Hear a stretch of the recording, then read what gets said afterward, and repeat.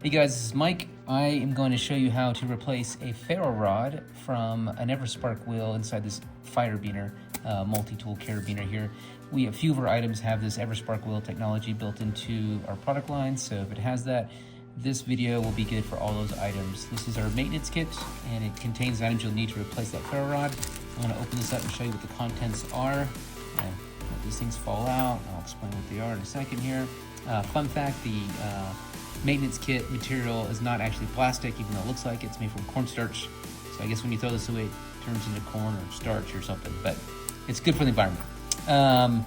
So what we see here should be 5 ferro rods. There we go, replacement rods. 3 set screws, 2 springs, and 1 screwdriver, and then a ferro rod holder. And what that does is it's made out of silicone, and so you can kind of press fit a couple of those rods in there. And so if you ever want to just kind of keep a hold of them, like on your keychain, you can do that. Like I keep one somewhere here on this keychain, so there's another hole to go on a split ring, so that will be there for you whenever you need it, maybe in the field or something. So what we want to do is you want to find where the set screw is on the carabiners, regular fire beaner and the fire escape on the back of the spine. You'll find that little set screw right here. Now, this is a newer fire beaner. It throws some great sparks, but for the sake of the video, I'm gonna go ahead and show you how to change this out. And because it's new, I'm gonna kind of put my fingers here, so I don't want that spring to shoot the little set screw out. But lefty-loosey, right, righty-tighty, lefty-loosey with the screwdriver, so engage it, and then you're gonna spin that guy, and you're gonna kind of put your fingers over it and just kind of feel, and you kind of feel that spring. There it goes, I just pushed it.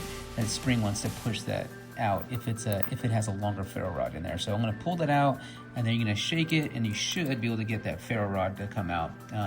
If you need to change it, probably much smaller.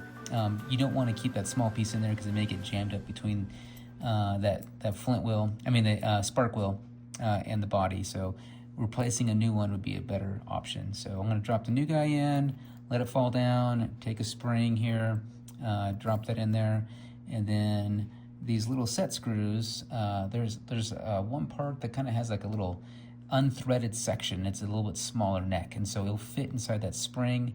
And what I tend to do here, this is the kind of pro tip, is I want to push that down and then pinch it with my fingers once it gets close to that hole. So I'm pushing it down, I'm pinching it with my fingers, and then I'm going to find where that, have it engaged with the screwdriver, and then start spinning it.